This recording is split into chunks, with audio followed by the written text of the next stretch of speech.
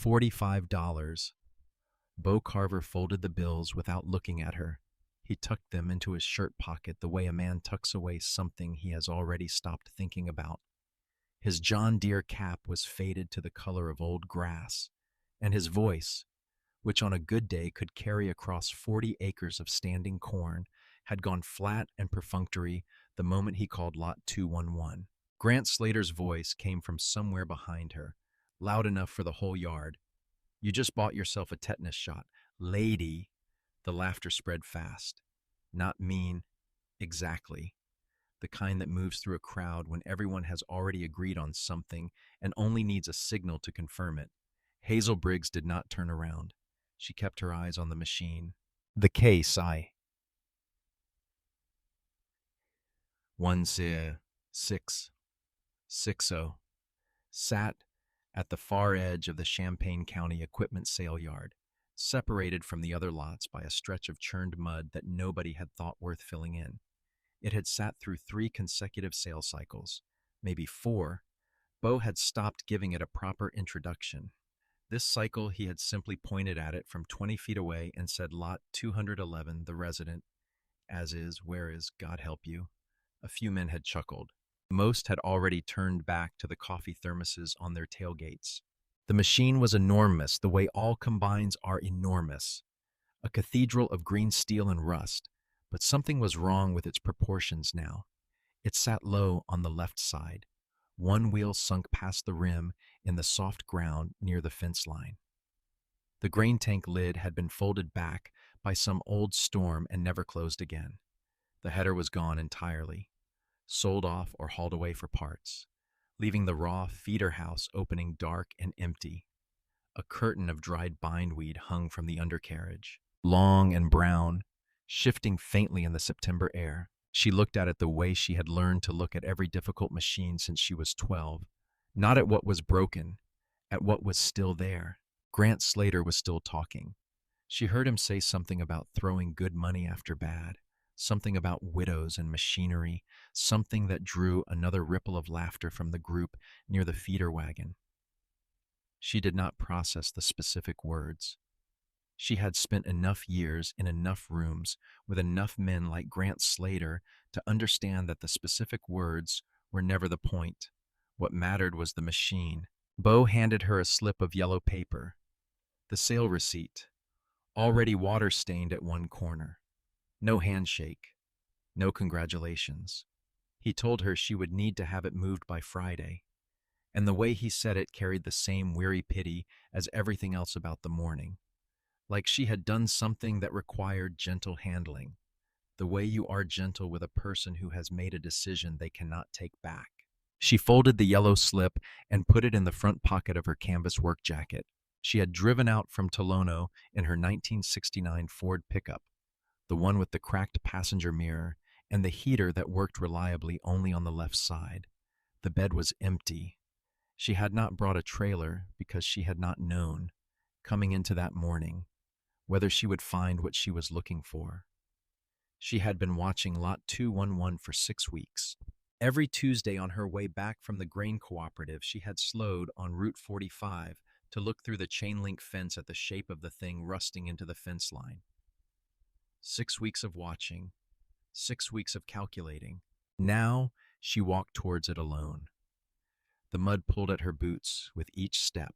Around her, the sale yard was moving on to other business, the crowd shifting toward the newer lots, the working planters and late-model grain carts that had an obvious future. A few men watched her go. She felt their attention the way you feel a change in air pressure, not threatening exactly, just present. She reached the machine and put her hand flat against the side of the grain tank. The steel was cold, colder than the air, which meant it had been sitting in shadow long enough to draw the warmth out of the ground itself. The rust under her palm was fine and dry, the surface kind that comes from years of exposure rather than active moisture. That meant the core of the metal was likely still sound. She worked around to the left side, her boots finding solid ground near the frame rail, and looked up at the undercarriage where the bindweed had been thickest. There it was.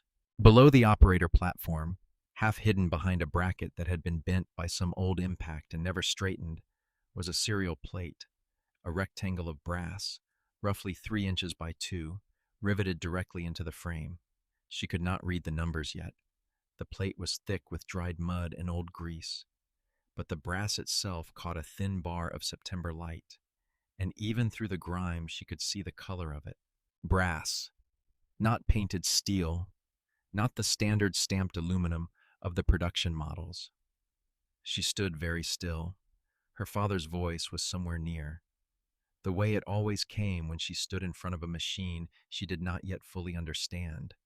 Earl Briggs had spoken about mechanical things differently from everything else. Slower, more careful, as if the machines deserved the same seriousness you would give to anything alive. Earl had worked 40 years as the lead service mechanic at the Case IH dealership in Champaign. His hands were permanently stained at the knuckle creases with diesel fuel and hydraulic fluid. He wore the same style of canvas work jacket she was wearing now. 3 of them rotated on a strict schedule. He believed a clean jacket was the mark of a man who understood his tools, because a man who respected his tools kept them from becoming obstacles. He collected technical documents the way other men collected land, not out of sentiment but out of conviction. He believed that the engineers who designed machines knew things that the men who sold machines would never tell you, and that the difference between those two bodies of knowledge was the difference between understanding something and merely using it.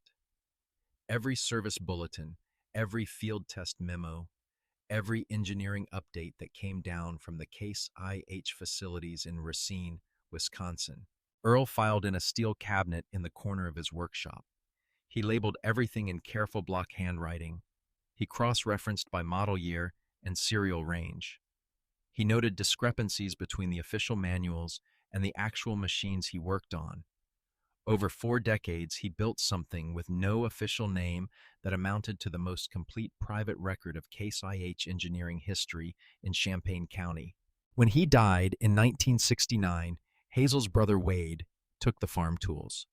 Wade was practical in the way that oldest sons are practical, drawn to what had immediate application. The filing cabinet went to Hazel. Wade had not understood why she wanted it. He had not asked.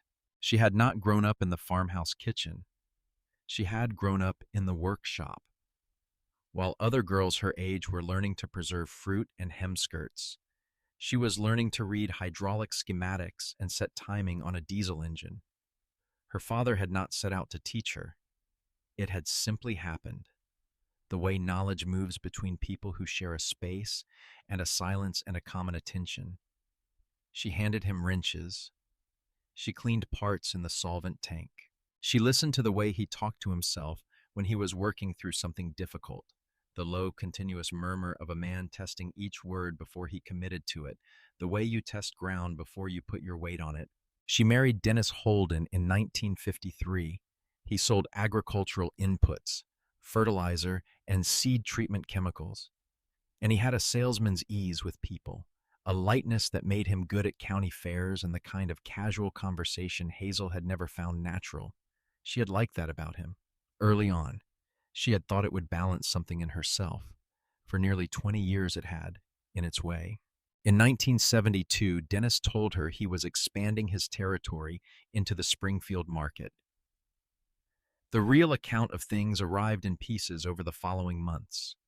Through the quiet network of cousins and church acquaintances that carries information across Champaign County the way creek water carries silt, slowly and without announcement. A woman in Springfield, an arrangement that had apparently been running for some time. He sent checks twice a year, not large ones, and once a year a brief letter that said nothing specific. He had not filed for divorce because filing required a lawyer, and lawyers cost money, and there was nothing in Tolono he considered worth contesting. For 5 years, Hazel had occupied the position the county understood as dignified suspension. Not quite a widow, and not quite divorced. She ran the 80 acres her father had left her, renting most of it to neighboring farms and keeping a kitchen garden and the workshop behind the house where she repaired equipment for neighboring farmers on a cash basis. She was good at it, Word had spread in the quiet way it spreads when someone is genuinely useful rather than merely available. But the county had no category for her, and what the county could not categorize it watched with a particular sustained attention that felt, on most days, like a low-grade pressure against the back of the neck. She pulled a dental pick from her jacket pocket, one she had repurposed from a dentist visit years ago for cleaning electrical contacts. She began working at the grime on the cereal plate, clearing each character from left to right. The numbers came up one by one from beneath the dried mud. 1,660, the model designation, standard enough. Then the separator, then the next block, H, T, P. She stopped. Her breath came out slowly. H, T, P. Hydraulic threshing prototype. She had read those three letters once before, in a document she had returned to many times in the years since. It lived in a manila folder in the second drawer of her father's filing cabinet, labeled Field Evil 1959. Her father had received it directly from a Case IH engineer he called only Wendell from Racine, the way you refer to someone whose full name has become unnecessary through years of repetition.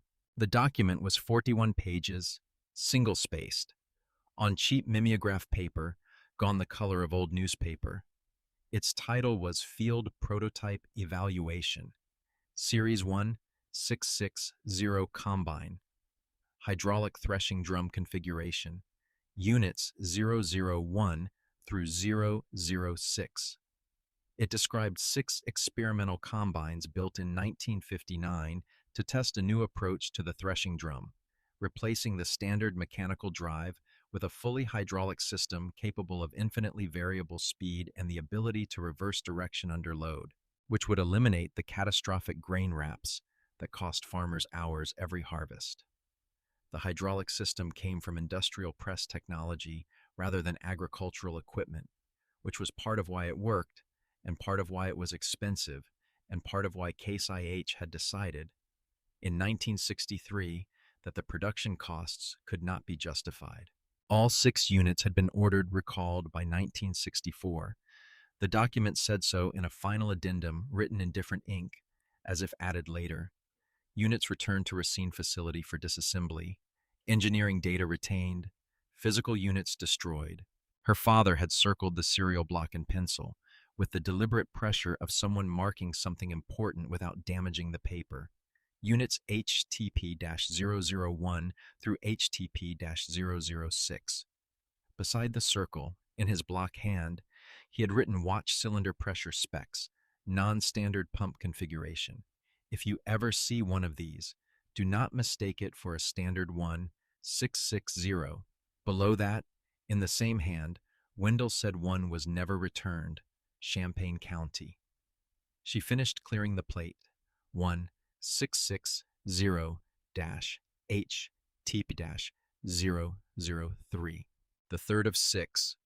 Hazel stood in the mud at the edge of the Champaign County equipment sale yard with her hand resting on the frame of a machine that Case IH believed had been destroyed 13 years ago, and she felt something she had not felt in a long time. Not excitement exactly, something quieter and more durable, the feeling her father used to call the ledger balancing. The moment when something that had been unresolved for a long time clicks finally into place. She walked back to her truck and drove to the payphone at the Shell station on Route 45. She called Roy Sims in Rantoul, who had a flatbed and no particular curiosity about other people's business. She told him she needed a pickup at the sale yard Friday morning. One large piece, careful on the load. Roy said he would be there at 7. She drove home through fields going gold at the end of summer, corn standing tall and dry on both sides of the road, and she did not think about Grant Slater's voice carrying across the sale yard or Bo Carver's weary pity. She thought about the second drawer of the filing cabinet and the manila folder labeled Field Eval 1959 and the 11 miles between her kitchen table and the machine she had just paid $45 to rescue from the mud. The workshop behind the house was long and low. Built by her father in 1948 from lumber he had milled himself from a stand of oak that used to occupy the northeast corner of the property. The concrete floor had been poured in sections over 3 summers, leveled by hand, and finished smooth enough to roll a coin across. The sliding door on the south side was wide enough for a combine header, which was not an accident. Earl Briggs had known what he intended to use the space for. In the 8 years since his death, she had kept it as he left it. Tools hung in silhouette on pegboard panels, each one traced in pencil, so you knew at a glance what was missing. The workbench along the north wall was cleared to bare wood at the end of every day, ready for whatever came next. The filing cabinet stood in the northeast corner, the same position it had always occupied. A 4-drawer unit in battleship gray, with a small combination lock on the top drawer she had never seen her father use. She was at the second drawer before she had taken off her jacket. It opened with the familiar resistance of a drawer that had been opened 10,000 times and knew the hand that opened it. She found the manila folder immediately. Field Eval, 1959. She carried it to the workbench and spread the contents carefully on the clean wood surface. 41 pages of mimeograph, her father's pencil notations in the margins, the serial blocks circled on page 7, the addendum at the end in different ink, and tucked between pages 31 and 32, a small piece of notepaper, folded once, that she had read many times without fully understanding what to do with it.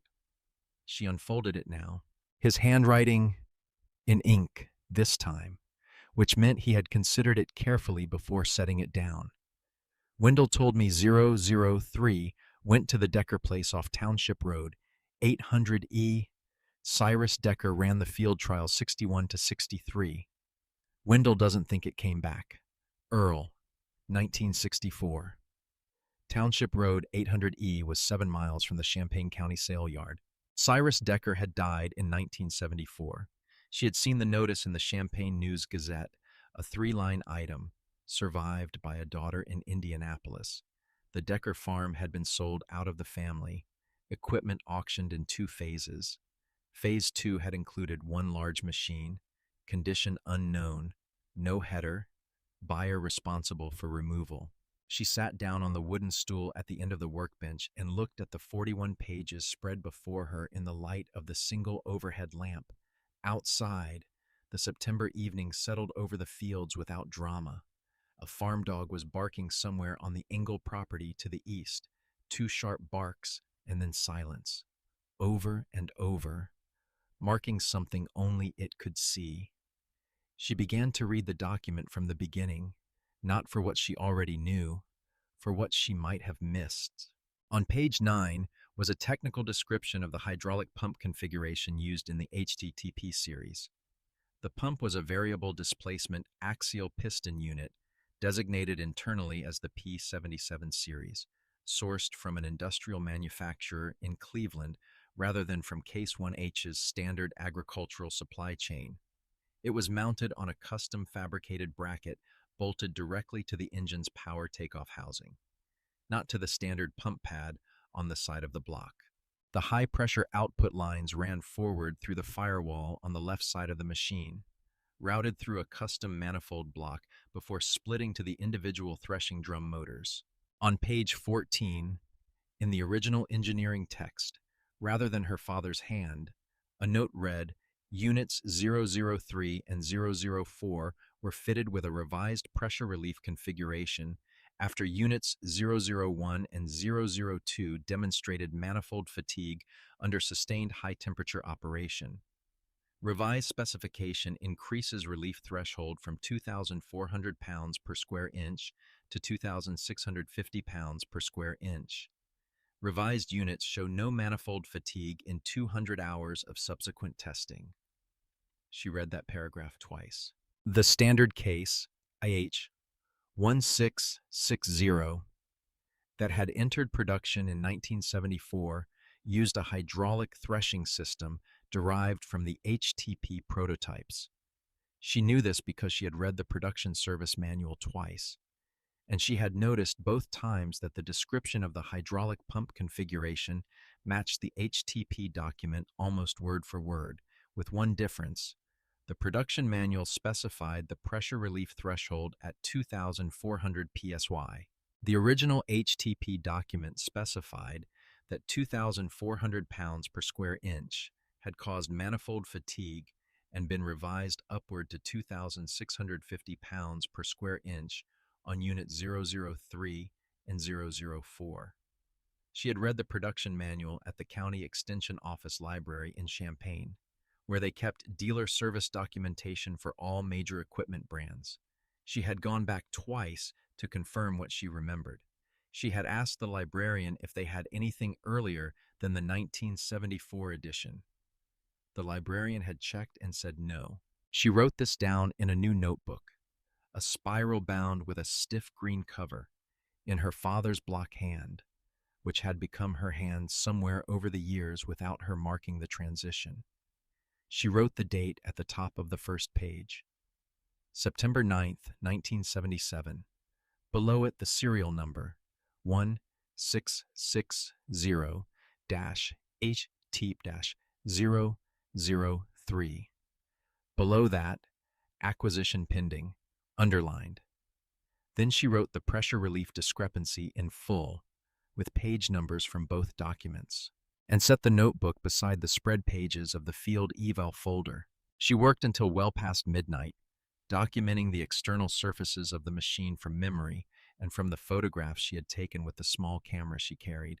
She noted the rust patterns, the position of the missing header, the configuration of the visible hydraulic lines, the bent bracket that had partially concealed the serial plate. She was not guessing.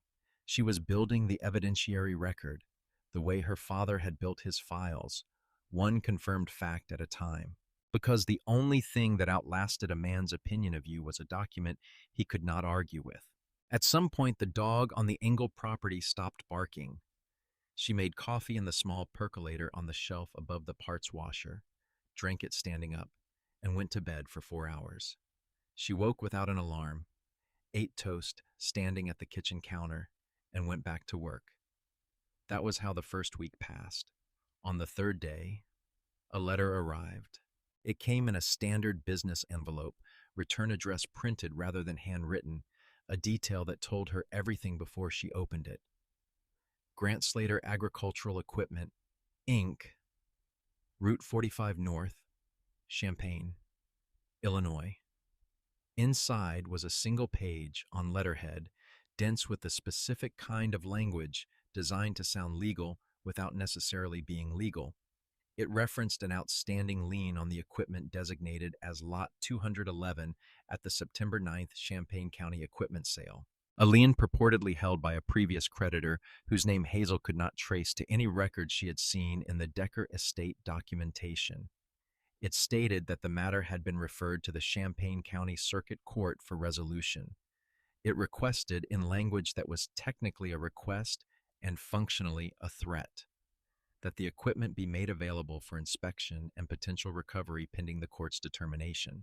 At the bottom, below the signature line, a handwritten addition in blue ink. 30 days, Mrs. Holden. She noticed he had used her married name, not her father's name, not the name on every professional invoice she had written in the past 5 years. The name she shared with a man in Springfield who sent checks twice a year and had not set foot in Champaign County since 1973. It was a small selection, and she understood precisely what it was intended to do. She filed the letter in the cabinet. In a new folder she labeled Slater and went back to work. The county courthouse was a 40-minute round trip. She made it on day 4, went in through the side entrance, and spent an hour with the property records going back through the Decker estate documentation. The lien Grant Slater had referenced did not appear in the estate filing. The equipment sale had been conducted through a licensed auction house with clean title transfer. There was a procedural response available to her, and she would need to file it within 30 days or the court would rule by default. She filed the response herself, using the form the court clerk provided, stating that the title transfer at auction had been conducted lawfully and that no valid lien on the equipment had been recorded prior to sale. The clerk, a woman with reading glasses on a beaded chain, looked at the form and then at her and said it would be entered into the record.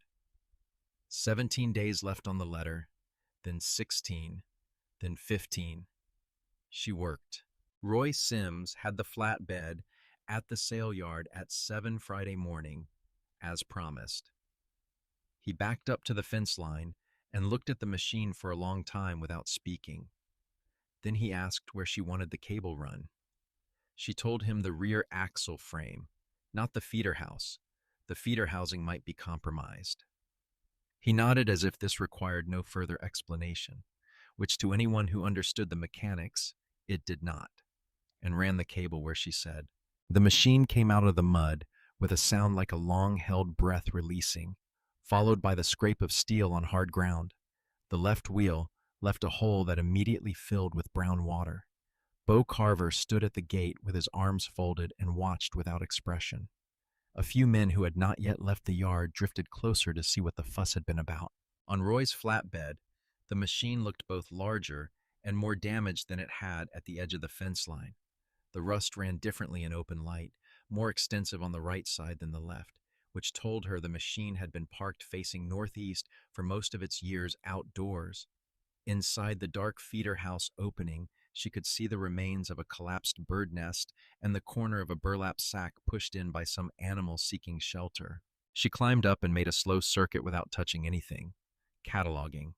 The grain tank interior was worse than she had expected. The engine compartment, still sealed by its side panels, was good. The panels had held, which meant whatever was inside them had been protected from the worst of 13 years of weather. The cab glass on the left side was cracked through diagonally, which had allowed moisture in for years. She crouched on the left side and looked at the hydraulic pump area through accumulated grime. Even under the dirt, the pump was visibly larger than standard. The mounting bracket was different. The lines running off it were heavier gauge than anything in the production service manual. It was real. She climbed down, told Roy to take Route 45 south and turn at the township road. She would follow in the pickup. The machine arrived at the workshop just before noon. Getting it off the flatbed and through the wide sliding door required 2 hours, 4 oak timbers, a set of heavy-duty jacks, and the kind of patience Roy Sims had in abundance and expressed entirely through action. When it was finally sitting on the concrete floor in the center of the space, both of them stepped back and looked at it in the light falling through the high windows. Roy looked at the machine. He looked at the workbench and the pegboard and the filing cabinet. Then he looked at her. He said, "Your daddy's place." Not a question. She said yes. He shook her hand and left. She slid the heavy door shut. The sound of it settled into the oak and the concrete and the smell of diesel and old iron and the particular quiet of a space built for serious work. She put on her work apron, picked up the headlamp, and started at the beginning. The cereal plate first. She brought the dental pick and a clean rag and worked for 20 minutes in the headlamp beam, clearing each character with the care of someone who knows that the first confirmed fact becomes the foundation for everything that follows. When the plate was clean, she read it with the magnifying glass her father had kept on the workbench for the same purpose. 1660-HT-003. She opened the notebook. Below the date and the serial number and the word acquisition, she crossed out pending and wrote complete. Then she turned to a fresh page, drew a line across the top, and wrote below it initial inspection begins. The engine compartment, once she removed the side panels, was better than she had any right to expect. The axial piston pump was exactly where the 1959 document said it would be, mounted on the custom bracket at the power takeoff housing. Larger than anything on a production 1660 and fitted with connections that appeared in no public schematic she owned. She measured each line diameter and recorded it. She traced each hydraulic circuit from the pump forward through the manifold block to the threshing drum motors, lying on her back on the crawler for hours at a stretch, her hands reading the configuration of the lines the way you trace a sentence with your finger when you need to be certain you have it right. She found the manifold repair on the second day, behind the pressure relief valve cluster. Partially hidden by a subsequent layer of paint was a weld that did not belong to any factory specifications she knew. The tool marks on the surrounding bolts showed 2 distinct sets of hands, years apart. both careful, but working with different instruments. Cyrus Decker had fixed the manifold himself rather than reporting the failure and returning the machine. He had parked it in a back field afterward, and eventually, the field had swallowed the record of it, and the record had stayed swallowed until a daughter in Indianapolis settled an estate and a machine appeared on an auction list with no header and no explanation. On page 9 of her notebook, she wrote, "The relief threshold on this unit is set at 2,650 pounds per square inch per the original HTP specification. The production 1660 HAs are set at 2,400 pounds per square inch. If the threshing drum hydraulics in the production units are derived from this architecture, which they are, then every production 1660 built since 1974 is operating at a pressure specification that the original engineers identified as insufficient in 1961. She underlined that sentence. Then she sat up on the crawler and looked at the ceiling of the workshop for a long moment. She was thinking about Dale Mercer. Dale ran the largest corn operation in the eastern part of the county, 400 acres in 3 parcels between Tolono and Pasodum. He had bought 2 new 1660s from Grant Slater's dealership in the spring, top of the line, financed through the farm credit system. She had heard about the purchase at the co-op, the way you hear about most things of significance in a county this size, through the ambient conversation that surrounds any transaction large enough to matter. 2 new machines at the price Grant Slater charged. More money than her farm had cleared in its 3 best years combined. The October harvest was coming. Dale Mercer would put those 2 machines into 400 acres of standing corn and expect them to perform the way a machine that expensive was supposed to perform. She wrote in her notebook the date she believed the Mercer harvest would begin.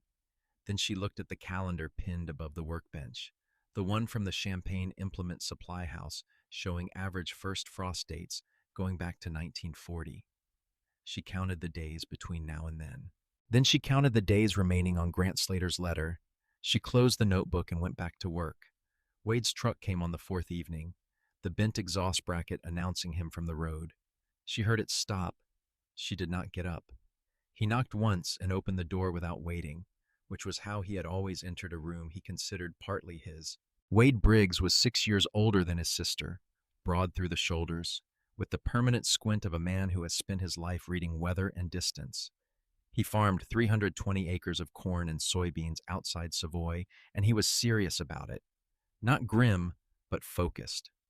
His attention always partly on the field, even when he was standing somewhere else. He looked at the spread papers on the workbench. He looked at the machine in the center of the floor with its panels off and its hydraulic lines exposed. Then he looked at her. The silence between them was the kind that accumulates between people who have known each other a long time and have learned which silences to leave alone and which to walk into. Wade said he had heard about the sale yard. She said she supposed he had. He asked what she intended to do with a combine that had been sitting in a fence line since before Nixon resigned.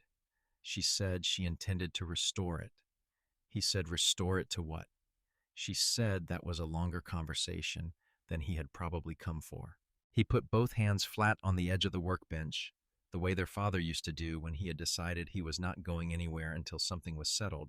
He said Grant Slater had come by the co-op that afternoon, said Grant had told him, with what appeared to be genuine satisfaction, that she had made herself a spectacle at the sale yard and people were talking.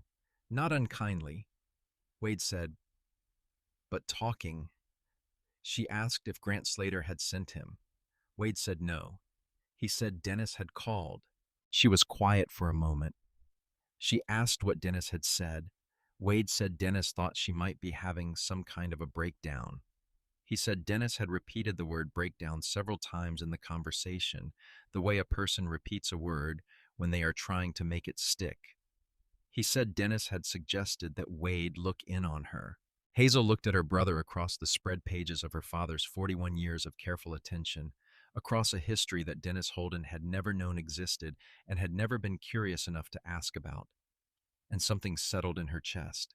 Not anger, not grief, a clarity that comes from having a thing finally named precisely. She told Wade the ledger was hers. He looked at her. He did not understand what she meant. She did not explain it.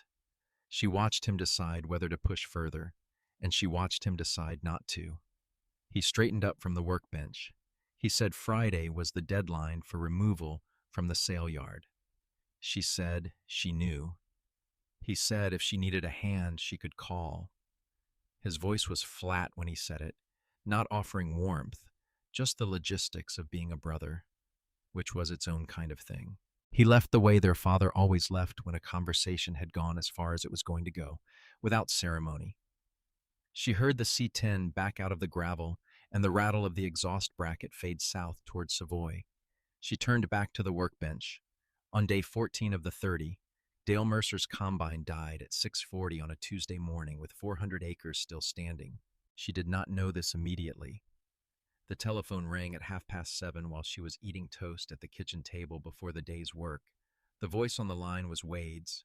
He did not begin with a greeting. He said Mercer's machines are down. Both of them. She asked which machines. He said the two new 1660s from Slater's lot. Said Slater had sent two certified technicians out at first light and they had their laptops connected and had been on the phone to Racine for an hour and both combines were still sitting in the field. He said Mercer had maybe 5 days before the weather moved in from the northwest. The forecast called for sustained rain by Sunday, the kind that would drop the corn to the ground and turn 400 acres of harvest into 400 acres of loss. She did not say anything. Wade said he had told Mercer that his sister had worked on equipment most of her life and might know something the technicians didn't. He said it in a tone that made clear this had cost him something to form. She told him she would be there in an hour. She did not take her tools immediately. She took the canvas bag she had been building for 2 weeks. The notebook, the relevant pages of the 1959 field evaluation document, and the production service manual from the county library. She set the bag on the passenger seat of the pickup. Then she went back into the workshop and stood for a moment in front of the 1660-H Tippy-003, which sat where she had left it with its panels removed and its hydraulic lines labeled in her careful hand. She looked at the manifold block. She thought about page 9 of the notebook. Then she got in the truck and drove. The Mercer farm was east of Tolono on a section road running straight between stretches of harvested soybean ground already gone brown and flat. Both combines were stopped in the near field, the first one at the edge of the cut rows where it had gone down, the second pulled up behind it by someone who had hoped proximity might help. 2 men in matching green dealer shirts stood between the machines with laptops balanced on their forearms, cables running to diagnostic ports on the side panels. One was on the phone, the other was staring at his screen with the expression of a man watching a forecast that is not improving. Dale Mercer stood 30 feet from all of it, his back to the machines, looking at his corn. He was a big man, thick through the chest, and he stood the way men stand when they are containing something they do not want visible on their face. He heard her truck on the section road and turned. She had known Dale since grade school, not well, but in the way you know everyone in a county where the schools are small and the roads do not change. He was 2 years older than her, which had mattered enormously at 9 and not at all at 46. He looked at her truck pulling up and then at Wade, who had come in the C-10 just behind her, and then back at her. He said he appreciated her coming. She asked how long the machines had been down.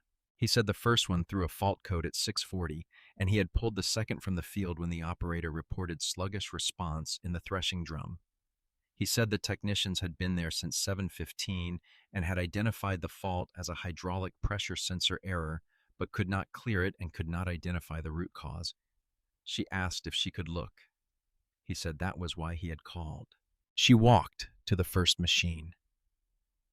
The two technicians watched her approach with the specific wariness of men who have spent their professional lives being told they are competent and are now being supplemented by someone their training did not account for. The one on the phone ended his call. The other straightened up from his laptop. She set the canvas bag on the ground and crouched to examine the hydraulic lines running from the pump to the manifold block. She looked for a long time without touching anything. Then she asked the nearest technician what the fault code read. He told her, hydraulic pressure sensor fault, drum drive module unresponsive. She asked what pressure the system was reading at the sensor when the fault triggered. He checked his screen. He said 2,390 pounds per square inch. She was quiet for a moment. Then she asked what the specified operating pressure was for the drum drive circuit in the service manual. He said 2,400 pounds per square inch nominal. She stood, opened the canvas bag, and took out the production service manual. She found page 47 and read the relevant paragraph. Then she took out the 1959 field evaluation document and found page 14. She held both open at the same time, one in each hand, and looked between them. The two technicians watched her. Dale Mercer, who had walked closer without anyone noticing, watched her. She said, "The fault is not the sensor. The sensor is reading correctly. The system pressure is dropping below the operational threshold under sustained load because the relief valve is set to 2,400 pounds per square inch. And at operating temperature, the system loses enough pressure through thermal expansion in the lines that it falls below 2,400 before the drum circuit can maintain adequate torque. The machine is not broken. It is operating exactly as designed. The design specification is wrong." The technician with the laptop opened his mouth. She continued. She said the prototype configuration, this hydraulic system, was derived from operated at a relief threshold of 2,650 pounds per square inch. That specification was established because the original engineers tested the system at 2,400 pounds per square inch in 1961 and found it insufficient under sustained high-temperature operation. The production manual does not reflect this because whoever wrote the production manual in 1974 did not have access to the prototype field evaluation document. The field was very quiet. The corn stood on three sides of them, 12 feet tall and dry, making the faint continuous sound that standing corn makes in a light wind, a sound like distant breathing. She asked Dale if he had a pressure adjustment kit in his field tool inventory. He said he thought so. She said she would need a calibrated gauge rated to 3,000 pounds per square inch and a set of metric Allen keys in addition to the standard set. Dale turned to the technician and asked if they had those in the service truck. The technician said yes. Dale told him to get them. The technician looked at his colleague. His colleague looked at the ground. Then the first man went to the service truck. What she did next took 40 minutes on the first machine. She adjusted the pressure relief valve from 2,400 pounds per square inch to 2,600 pounds per square inch. A conservative increase she documented in her notebook as she worked. She bled the circuit, cleared the fault code, and asked the young operator named Cody to run the threshing drum at full load for 3 minutes while she watched the gauge. It held steady at 2,580 pounds per square inch throughout. The drum ran without fault. Cody said it felt completely different from before. Solid. Like the demo had felt before they signed the purchase agreement. She moved to the second machine and repeated the procedure. 35 minutes. When both machines were running, she packed her documents into the canvas bag, stood up, and looked at Dale Mercer. He had the expression she had seen on a man's face before, not often, but enough times to recognize it. The expression of someone who has just understood that he has significantly miscategorized something and is working out what to do with that understanding. He said, "Where did you learn that?" She said, "My father kept good records." Grant Slater's service truck was still parked at the edge of the section road. The two technicians were standing beside it. She walked past without looking at them directly and set the canvas bag on the passenger seat of the pickup. Wade came up behind her.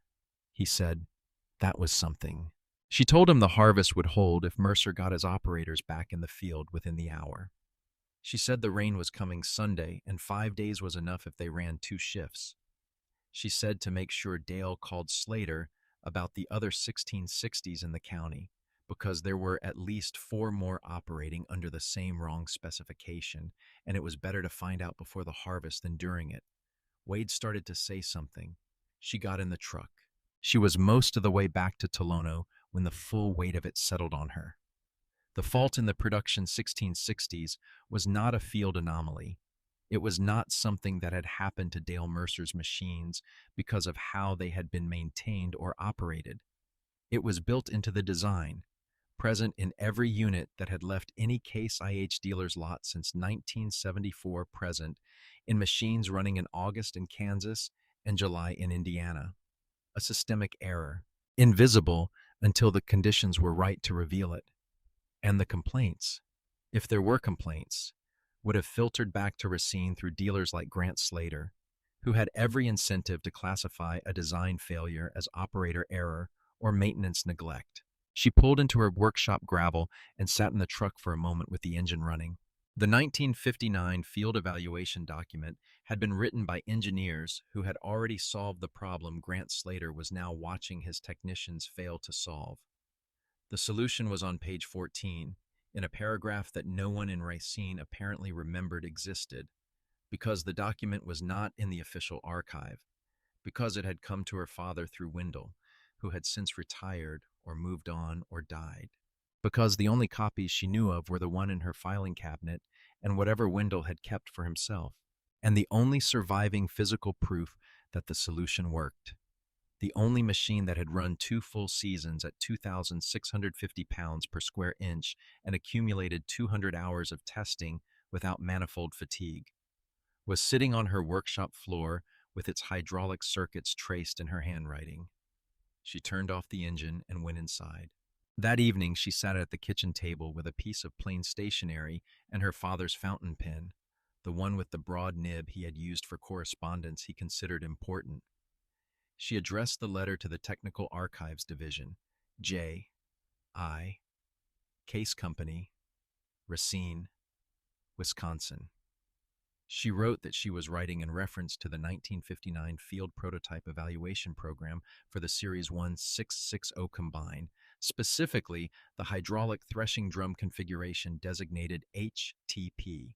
She wrote that she believed she had located one of the 6 prototype units, specifically Unit 003 at her property in Tolono, Champaign County, Illinois. She wrote that she had conducted a preliminary technical inspection and had documented significant deviations from the current production specification that she believed were directly relevant to performance issues currently being experienced by operators in the field. She wrote that the matter was time-sensitive. She did not write about Grant Slater. She did not write about the lien, or the 30 days, or the 16 days still remaining. She signed the letter Hazel Briggs, and below it wrote the words she had used on every piece of professional correspondence since 1969, formerly of Briggs Agricultural Service, Tolono, Illinois, established 1931. The established date was her father's founding year. She had used it on every invoice and every letter for 8 years, and no one had questioned it. It was not dishonest. The service had been established in 1931. She was its continuation. She sealed the envelope and set it on the kitchen counter to go out with the morning mail. The next morning, she drove to the grain cooperative on the south end of Champaign, where the county extension office kept equipment documentation for all major brands. She asked for access to any technical service advisories issued for the Case IH1660 since its introduction. The woman at the desk found 3. Hazel photographed each one with the small camera she had started carrying. 2 advisories pertained to the feeder house chain tensioner and the cleaning shoe adjustment. The third was dated August 1976 and titled Hydraulic System Performance Advisory, 1660 series. It described reports of intermittent hydraulic pressure faults in the threshing drum circuit under sustained high-load operation. It advised dealers to check the hydraulic filter condition and confirm that the system fluid had been changed at the specified interval. It did not mention the relief valve setting. It did not mention the pressure specification. It said, if symptoms persist, contact your regional service representative. She photographed that one twice. Back in Tolono, she added it to the folder labeled Slater. Then she opened a second folder and labeled it Racine, 2 cases. built simultaneously. She had been doing this without naming it as such, but sitting at the workbench that evening with both folders open, she named it now. The first was defensive, the documented lawful title transfer, the absence of any recorded lien in the estate filing. The procedural response already submitted to the circuit court. That case was complete. It was not a case backed by expensive lawyers, but it was accurate. And accuracy had a durability that bluster did not. The second case was the one that mattered. Built on a prototype the company believed had been destroyed. On a pressure specification its own engineers had flagged as insufficient in 1961 and that its production team had used anyway in 1974. On a 1976 performance advisory that had seen the symptom and completely missed the cause.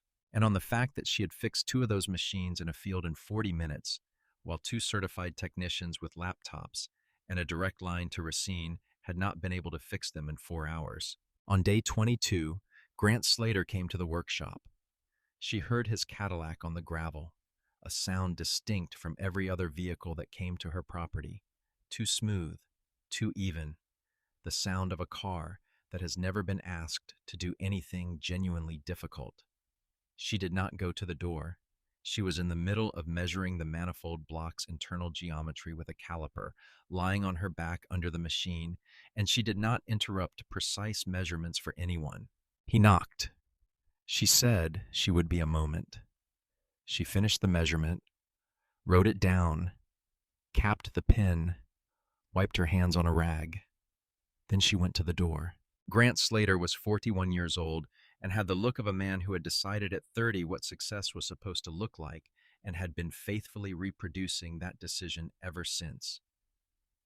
Quilted vest over a button-down shirt, khaki trousers with a crease that had survived the drive from Champaign, leather shoes that were not boots. He was not unattractive and he was not stupid, which in her experience made him more careful to be dangerous. He looked past her at the machine. His expression shifted. She watched him take in the removed panels, the labeled hydraulic lines, the spread documents on the workbench, the systematic and clearly professional character of the work. She saw him recalibrate something and decide he had not recalibrated enough. He said he had heard she had done some work out at Mercer's place. She said she had. He said his technicians had reported that she had made adjustments to proprietary equipment without authorization. He said he would need documentation of what she had done, for liability purposes, and that depending on what the documentation showed, there might be a question of whether she had the certification required to perform adjustments on Case 1H commercial equipment. She said she would be happy to provide documentation. She said she had documented everything she had done at the Mercer farm, including the specific adjustment and the technical basis for it, which was derived from Case 1H's own 1959 field evaluation research. He said he was not aware of any such research. She said she knew. Something moved across his face, too fast to name. He said there was also the matter of the court proceeding. He said the lien claim was straightforward, and he was confident the circuit court would find in favor of the creditor. He said if she wanted to avoid a prolonged process, there was still time to reach an agreement on the equipment. He mentioned a number. It was a number calibrated to sound like more than $45 while remaining less than the cost of a lawyer. She told him the court date was 8 days away, and she had filed her response. She said the title transfer had been lawful, and the lien did not appear in the estate records. She said she expected the court would see it the same way. He said she should think carefully about the position she was putting herself in. She told him she appreciated him stopping by. He stood in the doorway for a moment longer, looking at the machine, at the documents, at the labeled lines. He was reading something he could not quite parse, seeing obstinacy where there was strategy, seeing eccentricity where there was expertise. It was a familiar kind of misreading, and she had no particular interest in correcting it. He left. She went back inside, picked up the caliper, lay back down on the crawler, and resumed the measurement she had interrupted. 8 days. The letter from Racine arrived on day 25. It was typed on company stationery by someone who had used a good machine and understood how to organize information. It was signed by a man whose name she read twice before it settled. Dr. Raymond Keller, Director, Technical Documentation and Heritage Engineering, J.I. Case Company, Racine, Wisconsin. The letter said her correspondence had been received and reviewed. The Technical Documentation Division had searched its records and confirmed that prototype unit 1660-H TP-003 was listed in the internal disposition log as returned to the Racine facility and disassembled in March of 1964. If her identification of the serial number was accurate, this would represent a significant discrepancy in the company's historical records. Dr. Keller would like to arrange a visit to her property at her earliest convenience. He could be available as early as the coming Friday. Friday was day 28, 2 days before the circuit court date. She wrote back the same afternoon. Friday would be fine. She gave her address and telephone number. She said she would be in the workshop. Then she put the letter in the folder labeled Racine, which was now considerably thicker than the folder labeled Slater. She worked through the remaining days with the focused calm of someone who has done everything that can be done and is now waiting for the situation to catch up to the preparation. She completed the full hydraulic circuit documentation. She took a final roll of photographs, comprehensive and methodical. The serial plate, the pump, the manifold, the non-standard line routing, the custom bracket at the power takeoff housing. She developed them in the darkroom corner of the workshop, hung them to dry, and added them to the Racine folder in sequence. On Thursday evening, she sat at the kitchen table with both folders open and went through everything she had assembled.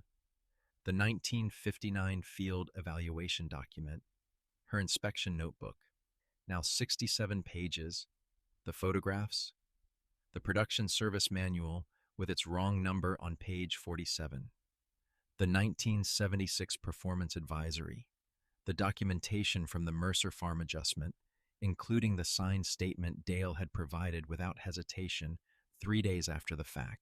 She thought about her father, who had filed the 1959 document in 1964 and written a note in ink on a piece of notepaper and tucked it between pages 31 and 32, and then had apparently waited, not for anything specific, not with any particular plan. He had simply filed a true thing carefully and trusted that the filing would matter eventually. She thought about Wendell from Racine, who had trusted Earl Briggs with documents he had not shared with other dealerships because he knew Earl would understand their value and keep them properly. Two men, linked by a shared conviction that the knowledge embedded in machines deserved to be preserved with the same seriousness you would bring to anything else worth preserving. She closed the folders. She washed the grease from her hands at the kitchen sink. She made a small dinner and ate it at the table where she had spread her father's documents on the night she came home from the sale yard. Outside, the October fields were dark and harvested and still. She did not sleep well that night, not from anxiety, exactly, but from the particular alertness that comes when a long preparation is about to meet its moment. She lay in the dark and listened to the fields, which were quiet now that the harvest was done, stripped and flat under an October sky that had gone cold and clear. She was in the workshop by 5:30. She swept the concrete floor, which did not need sweeping. She reorganized the photographs in the Racine folder by subject rather than by date, which made them easier to follow for someone encountering the material for the first time. She made coffee and drank half a cup at the workbench, looking at the machine in the early light. The 1660-H T-003 had been cleaned and partially reassembled over the past 3 weeks. Not restored, not yet, but brought to a state where its anatomy was legible. The engine panels were back in place on the right side, leaving the left side open to show the non-standard pump and manifold configuration. The hydraulic lines had been cleaned and relabeled with fresh tags, each one keyed to the corresponding page in her notebook, the serial plate, polished to dull brass. was visible from the doorway. She had arranged things so that a person walking in would understand the machine's significance in roughly the order she had understood it herself. The serial plate first, then the pump, then the manifold, then the documents on the workbench that explained what all of it meant. She heard the car at 9:30, not a Cadillac, something heavier, a company fleet vehicle, a straight six engine dropping in pitch as it turned off the township road onto her gravel. She capped her pen, straightened the notebooks on the workbench, and waited. 2 clean knocks, unhurried. She opened the door. Dr. Raymond Keller was taller than she had imagined from the letter, lean through the frame, in his middle 60s, with close-cropped gray hair and plain steel-rimmed glasses that suggested a man who had decided long ago that his face was not the point. He wore a wool sport coat over a flannel shirt, collar open, no tie. He carried a leather briefcase in one hand and a Graflex camera case in the other. He said good morning. He said he appreciated her accommodating him on short notice. His voice was measured and precise, the voice of a man accustomed to describing technical things accurately. She said she was glad he could make the drive. She stepped back from the doorway. He walked in and stopped. He stood in the center of the workshop floor and looked at the machine with the particular stillness of someone processing something they were not fully prepared to see.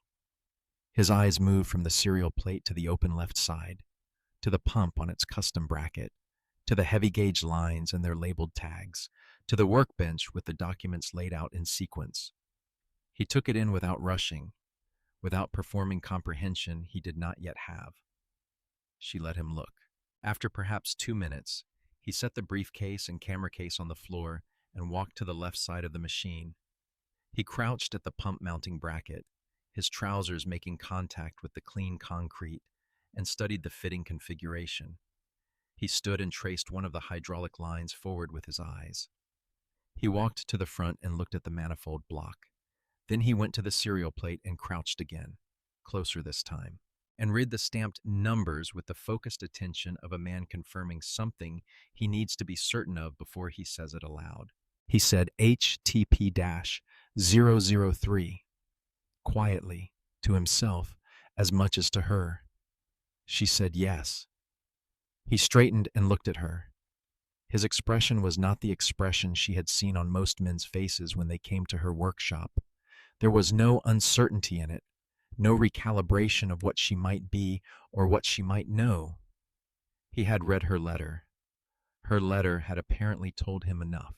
He said the disposition log shows this unit returned and disassembled in March of 1964. He said it the way a scientist states a fact that observation has just contradicted, with the flat calm of someone updating their understanding of a situation. She told him the unit had not returned. She told him about Cyrus Decker, the field trials operator who had repaired the failed manifold himself and kept the machine rather than reporting it for recall. She told him about the Decker estate auction in 1974 and the 3 sales cycles at the Champaign County Yard and the $45. He listened without interrupting. When she finished, he said, "And the manifold repair? You found evidence of it." She went to the workbench and opened the inspection notebook to the section she had prepared. She showed him the photographs first, the close-up series of the manifold block, the weld behind the pressure relief valve cluster, the tool marks on the bolts that showed 2 distinct sets of hands working the same fittings years apart. She showed him the page in the 1959 field evaluation document describing the manifold fatigue failure in Unit 001 and 002 and the factory revision that had addressed it on 003 and 004. She showed him the evidence that Decker had implemented his own version of the fix, slightly different from the factory solution, using what a field operator would have had available rather than a prototype shop. Keller looked at each item in the sequence she presented them, reading carefully, not skimming. When he reached the page describing the factory revision, he stopped and read it twice. He said, "The revised specification, 2,650 pounds per square inch." She said, "Yes." He said, "And the production units." She set the production service manual, beside the 1959 document, open to page 47. She did not say anything. She let him read the production specification himself. The workshop was very quiet. Outside, the October wind moved through the harvested fields with a low, continuous sound, just pressure and distance. Keller stood at the workbench with both documents open in front of him for a long time. Then he closed his eyes briefly, the way a person closes their eyes when performing arithmetic that requires total attention. He said, "We have had 14 field reports of hydraulic pressure faults in the 1,660 since the 1975 harvest season." She said she knew about the 1976 service advisory. He said the advisory had not resolved the reports. He said the regional service representatives had been attributing the faults to maintenance issues, fluid degradation, filter replacement intervals. He said there had been internal discussion about whether to issue a broader advisory or a formal recall, and that the discussion had not concluded because no one had been able to identify a definitive root cause. He looked at the two open documents on the workbench. He said 14 reports, potentially more that were not reported through the formal channel. Operators whose dealers told them it was their own fault. She said, or operators whose dealers told them it was their own fault and who accepted that. He looked at her. He said yes, that also. She laid the folder containing the Mercer Farm documentation beside the other materials. The notebook pages from that morning, the pressure gauge readings before and after, the timestamp, the signed statement from Dale Mercer describing the failure and the resolution in his own plain language. Keller read Mercer's statement. He read it twice. He said, "You adjusted both units to 2,600 pounds per square inch." She said she had been conservative. The prototype specification was 2,650, but she had not wanted to go to the full prototype threshold without knowing the condition of the seals in the production units. She said 2,600 had held without incident through the remainder of the Mercer harvest, approximately 60 hours of sustained operation. He nodded slowly. He said, "I need to make some calls." He picked up the briefcase from the floor and set it on the workbench. He opened it and took out a legal pad and began writing, standing up, the way her father had always written things he needed to remember accurately. She put the kettle on the burner in the workshop corner and made a second cup of coffee. She set it on the workbench within his reach and went back to her own side of the bench without comment. They worked in parallel for the better part of an hour. He wrote and cross-referenced and occasionally asked a question: the date of the estate auction, the name of the auctioneer at the Champaign County sale, the specific model designation of the pump. She answered each question with the page number in her notebook where the relevant documentation lived. At one point, he stopped and looked up from the documents. He said, "Your father worked at the Champaign dealership." She said, 40 years. He said, "Earl Briggs." She looked at him. He said Wendell Foss had mentioned the name. He said Wendell had retired to Tucson in 1971 and that he had spoken to him by telephone when he received her letter. He said Wendell had told him that Earl Briggs was the best field mechanic he had known in his time with the company, and that he had trusted Earl with documents he had not shared with other dealerships because he knew Earl would understand their value and preserve them correctly. He said Wendell had been very clear about that. He said it had taken Wendell approximately 2 minutes after hearing the name Briggs on the telephone to say, "I always thought that if the 003 turned up somewhere, it would turn up in Champaign County." She was quiet for a moment. She said her father had kept everything. Keller said he could see that. He set down his pen. He turned to face her fully, in the way that signals a conversation is moving from one kind of territory to another. He said the company wanted to acquire the prototype. He said the 1660-H TP series represented the origin point of the hydraulic threshing technology now central to Case 1H's commercial combine lineup. The engineering data embedded in the prototype, specifically the data from units 003 and 004 with the revised pressure specification, was data the company had believed lost. From a technical documentation standpoint, this machine was not simply a historical artifact. It was an active reference point for a system with ongoing production and operational implications. He said the company was prepared to offer $290,000 for the unit. She had been waiting for a number since she sent the letter. She had not tried to predict what it would be, because prediction in the absence of adequate information was a form of distraction. But she had thought about it enough to know that her response to whatever number he named would not be immediate, and that the pause before her response would not be performance. She looked at the machine. $290,000 was more than the farm had generated in any decade her father had worked it. It was enough to eliminate every encumbrance on the property, fund the workshop properly, and still leave a sum that would change the basic texture of her financial life. It was, in the most literal sense, the ledger balancing. She asked about the pressure specification issue. He said the company intended to issue a corrected service bulletin for all 1,660 units in the field, revising the relief valve specification to 2,600 pounds per square inch, consistent with what she had demonstrated at the Mercer farm. The bulletin would go to all dealers within 60 days. The 14 field complaints on file would be reviewed and dealers would be directed to perform the adjustment at no charge to the operator. She asked if the bulletin would reference the source of the correction. He said it would reference updated engineering analysis based on prototype field evaluation data. She asked if that was the complete answer or the diplomatic answer. He was quiet for a moment. Then he said it was the accurate answer. He said the bulletin would not contain a narrative history of how the discrepancy had persisted for 16 years, because service bulletins were not written in that form. The internal technical record, however, would reflect the full history, including the role of the 1959 field evaluation document and the Unit 003 inspection. That record would be part of the permanent archive. She looked at him. He said there was one additional matter.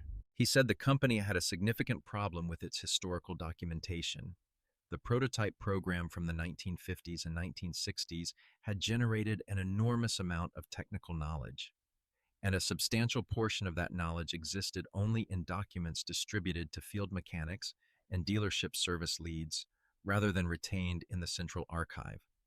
As the generation of mechanics who had received those documents aged and retired and died, the documents were being lost, filed in drawers, discarded in estate sales, sold as scrap with the contents of workshops. He said Wendell Foss had told him that Earl Briggs had received more technical documentation from the prototype program than almost any other dealership mechanic in the Midwest. Wendell believed the Briggs collection, if it had been maintained, might contain documentation that no longer existed anywhere else. She thought about the filing cabinet in the corner, 4 drawers, 40 years of her father's careful attention. She said the collection had been maintained. Keller picked up his pen. He said the company would like to offer a consulting arrangement. The work would involve reviewing the Briggs collection for documents of historical and technical significance, traveling to other former dealership locations to search for similar collections, and working with the company's technical documentation team to integrate recovered material into the central archive. He named a daily rate that was more than she had earned in any single month of the past 5 years. He said the arrangement would be open-ended, continuing as long as there was work to do and both parties found it productive. She looked at the legal pad on the workbench, at the 2 open documents side by side, the 1959 field evaluation and the production service manual with its wrong number on page 47. She said she would need to see the consulting agreement in writing before she signed anything. Keller said of course. She said she also wanted the service bulletin timeline confirmed in writing, 60 days to all dealers. He said he would include that in the documentation. She said she would need to retain her own copies of all documents she provided to the company's archive. He said that was standard in arrangements of this kind. She said then she thought they could proceed. He extended his hand across the workbench. She shook it. His grip was firm and direct, the grip of a man who was not accustomed to ceremony and did not add it now. He spent the next 90 minutes documenting the machine with the Graflex, working with the same methodical attention she had observed when he read. He started at the serial plate and worked forward through the hydraulic circuit, finishing at the threshing drum drive configuration. The shutter was quiet and deliberate in the workshop. He cross-referenced his shots with her notebook labels as he went.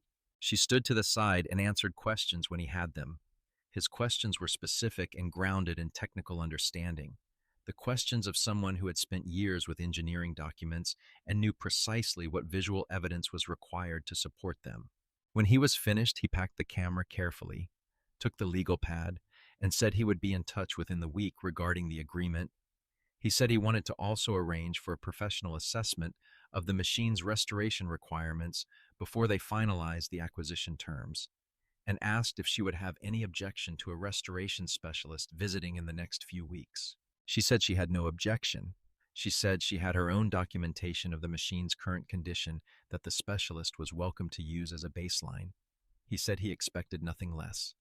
He shook her hand again at the door, put on his coat, and walked to the company car. She watched him drive out of the gravel and straighten onto the township road heading north. She stood in the open doorway for a moment. The October field stretched away on three sides, flat and empty, the soil dark and bare after the harvest. The sky had gone the particular shade of pale blue that comes after weather has moved through and left the air clean. A red-tailed hawk was working the field edge to the east, hanging in the wind without moving its wings, watching something below it with total attention. She went back inside. She sat at the workbench and opened her notebook to a fresh page. She wrote the date, October 17th, 1977. Below it, she wrote two items. First, Keller meeting complete. Agreement terms acceptable pending written documentation. Second, begin inventory of filing cabinet for archive assessment. She drew a line under the second item and looked at it. The filing cabinet had 4 drawers. She had used the second drawer with regularity. She had consulted the first and third drawers less frequently.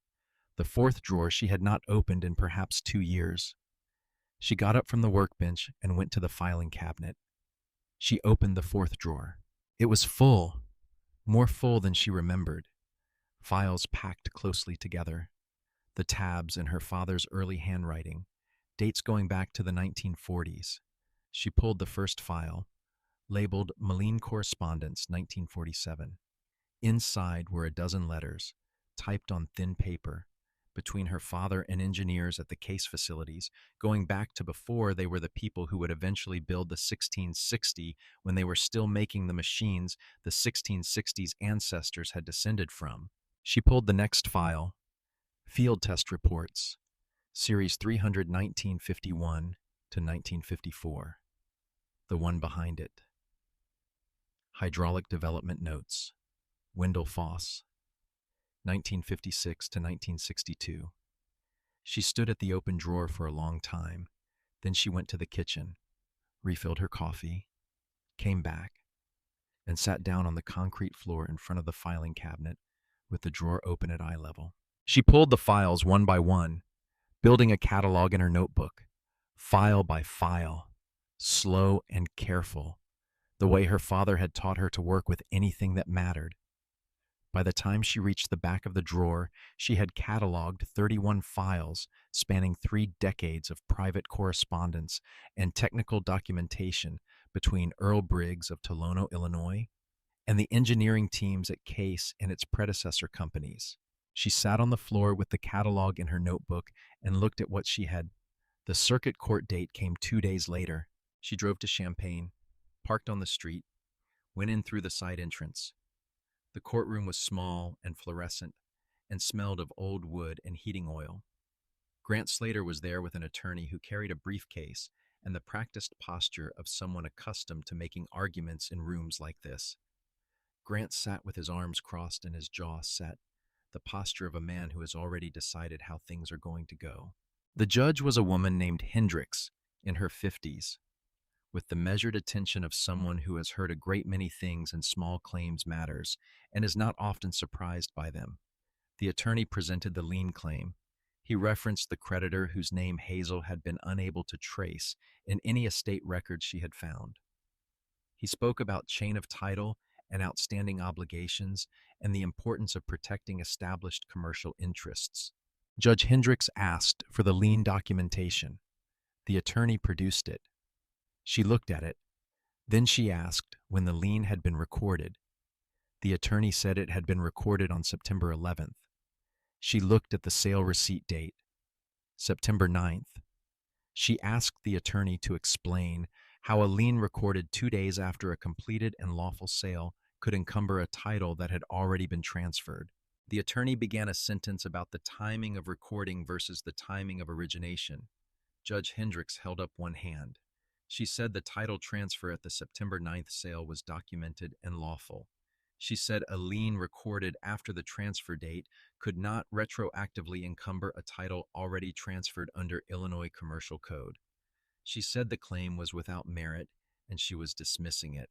She looked at Grant Slater over the rims of her reading glasses. She said she hoped the parties would not need to return to her courtroom on this matter. Grant looked at the table in front of him. His attorney began writing something on his legal pad. Neither of them looked at Hazel. She thanked the judge and walked out. On the drive back to Tolono, she passed the chain-link fence of the equipment yard on Route 45.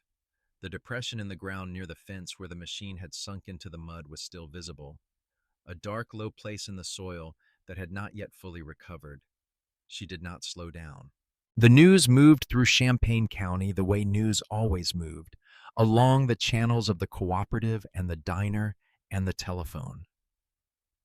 The specific dollar figure arrived in fragments and reassembled itself into a number that everyone seemed to get approximately right without anyone knowing its precise source. She heard about the conversations secondhand. She was not a woman who spent time in the spaces where those conversations happened. But Wade told her on the phone one evening that people at the co-op had gone quiet on the subject. He said it without editorial, as a report of conditions. She said she had heard. He said Bo Carver had apparently told someone that he had always suspected the machine was something unusual. She waited to see if Wade would add anything to that. He did not. She said she hoped Dale Mercer had gotten his corn in before the rain. Wade said all 400 acres, 3 days ahead of the weather. Said Dale had told him he owed her one and to pass that along.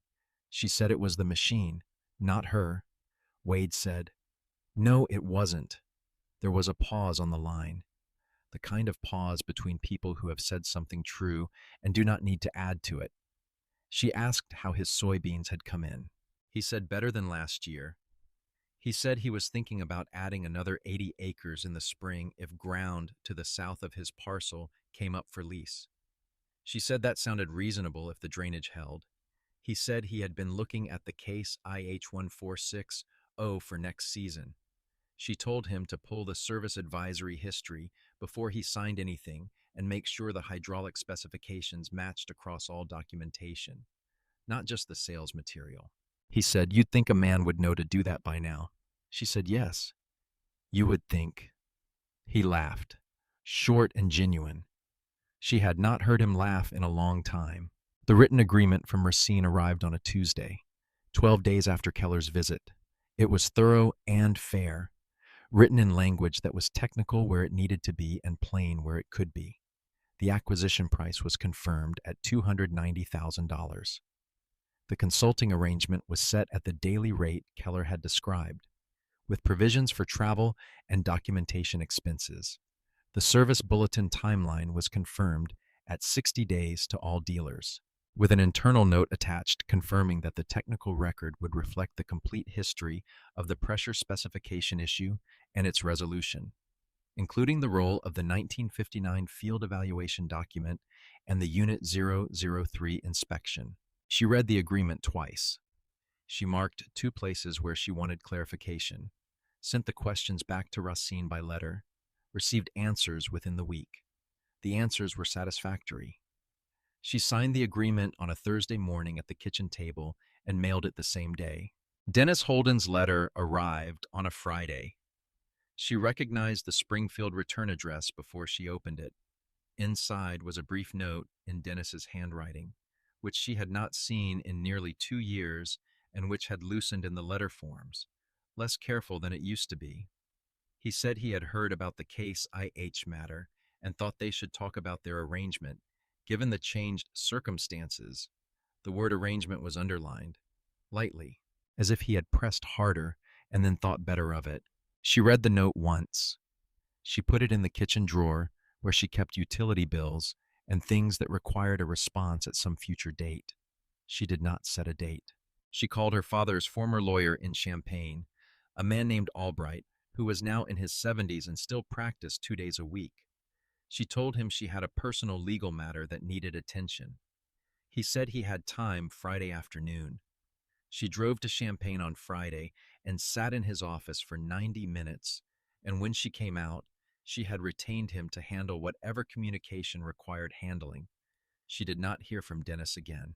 The restoration specialist from Racine came in November, a compact and serious man named Porter who had worked with historical equipment for 20 years. He walked around the 1660-H-000-3 for a full hour before saying anything substantive. When he spoke, he described what he saw with precision and economy. The core mechanical systems were sound. The hydraulic components were the best preserved elements, likely because they had been sealed and protected from the elements the way the body panels had not been. A full restoration to original specification was feasible and would take approximately 18 months in a proper facility. She showed him her inspection notebook. He read the relevant sections without expression, asked 2 questions, both of which she answered with page references, and then said she had done the documentation correctly. He said it in the tone of someone who has encountered documentation done incorrectly many times and has learned not to take correctness for granted. She thanked him. He said he would file his assessment with Racine. He shook her hand and left. The check arrived on a Wednesday in December. She drove to the bank in Champaign, the same building where she had filed the circuit court response 6 weeks earlier. The teller looked at the check and then at his terminal and then at her and said he would need to get his manager for a deposit of this size. She said that was fine. The manager came out, a man about Wade's age in a blue blazer. He confirmed the deposit and said she would want to speak with someone in wealth management about optimizing accounts at this level. She said she would think about that. She thanked him and left. She stopped at the county records office before driving home. She paid off the remaining balance on the farm's operating line of credit in full, a number she had been carrying for 6 years. Then she paid off the property tax balance that had been running on a deferred schedule since her father's estate was settled. The clerk gave her receipts for both. She folded them carefully and put them in her jacket pocket, next to the original sale receipt, the yellow slip, still water-stained at the corner. On the drive back to Tolono, she made a list in her head of the things that still needed attention. The workshop insulation, inadequate since she could remember. The truck, which would need an engine rebuild within the next 2 years. The approach road, which had developed a drainage problem in the west ditch that sent water under the gravel every spring and heaved the surface by June. Practical things, the kind of list her father would have made on the same drive. She did not think about Grant Slater. She had driven past his dealership on Route 45 every week for years, and she would continue to drive past it. The dealership would remain. He would sell machines, and some of those machines would now be correctly specified, which was a good outcome regardless of everything else. She did not require anything further from the situation. She thought about the 4th drawer of the filing cabinet, which she had been working through systematically for 2 weeks. So far, she had found 4 documents Keller had flagged as significant, materials not present in any form in the central archive. The drawer was still half full, and below it were 3 more drawers she had not yet fully inventoried. She turned off Route 45 onto the township road and followed the familiar sequence of landmarks, the old grain elevator dark since 1965, the Engel mailbox, the line of cottonwoods her father had planted as a windbreak before the war. She pulled into the gravel of the drive. Wade's truck was there. He was standing at the door of the workshop, hands in his coat pockets, looking at the building the way men look at things they have been wrong about and are still working out how to say so. He had not knocked. He was just standing there. She parked and walked toward him. He turned when he heard the truck door. He said he did not have anything particular to say. She said that was all right. He said he had wanted to come by. He said he had been meaning to for a while. She looked at him. His face had the complicated thing on it again. The thing she had seen in Mercer's field when the machine started running. The thing she had learned over many years not to rescue people from. She waited. He said, "Pop would have liked to see this." She stood very still. He meant the workshop. He meant the machine that had been in it, now on a flatbed somewhere between Tolono and Racine. He meant the filing cabinet and the catalog she was building, and the letter from Racine on company stationery. He might have meant all of it, compressed into the only form he had available for it. She said, "Yes." He would have. Wade nodded. He looked at the workshop door for another moment. Then he said he ought to get home before dark. She said she would see him at Thanksgiving. He said yes. He got in the truck and backed out of the gravel. She watched the C-10 straighten onto the township road and grow small toward Savoy, the exhaust bracket rattling faintly in the cold air until the sound was gone and the road was empty in both directions. She went into the workshop. The space felt different without the machine in it. The center of the floor open and clean, the afternoon light falling in a new way. She stood in the middle of the floor for a moment and looked at the pegboard tools and the clean workbench and the filing cabinet in the corner with its fourth drawer not quite closed, the way it always sat when she was in the middle of working through it, the tabs of the files visible in the thin gap. On the workbench, her notebook lay open to the catalog page she had been working on that morning. 31 files in the fourth drawer, more in the third, where she had not yet begun. A full accounting still ahead. She put on her work apron. She sat down at the bench. She picked up her pen, found her place in the catalog, and opened the file she had been halfway through when she left for the bank that morning. She smoothed the pages flat on the clean wood surface. She began to read.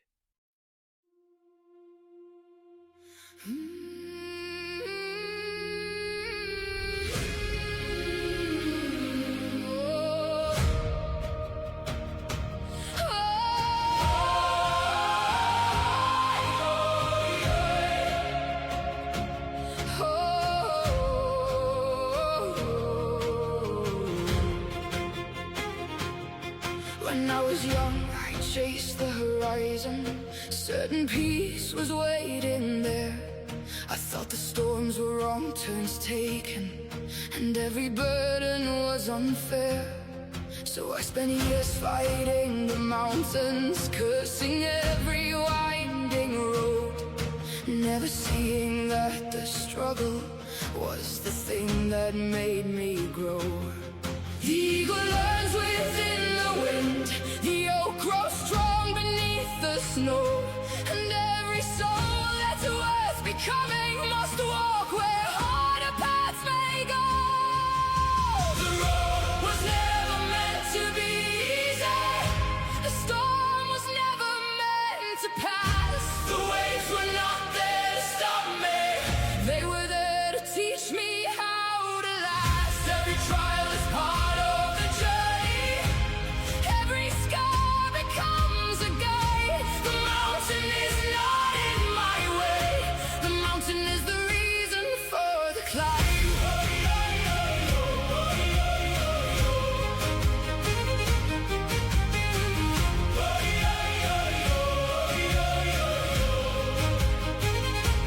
I've known loss that left me broken, I've known fear that stole my breath, I've known nights so cold and endless I could barely take one step. Yet every wound became a teacher, every failure left a mark, and every valley that I walked through placed another star within the dark. The river doesn't fight the canyon, it learns to carve its way ahead. What seems a wall to those who fear it becomes a path for those who tread. The road was never meant to be easy, the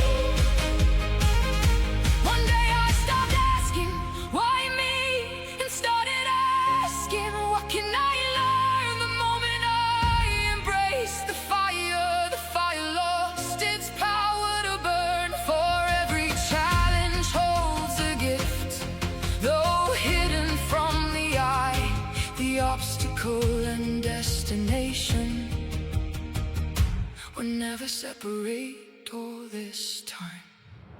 The road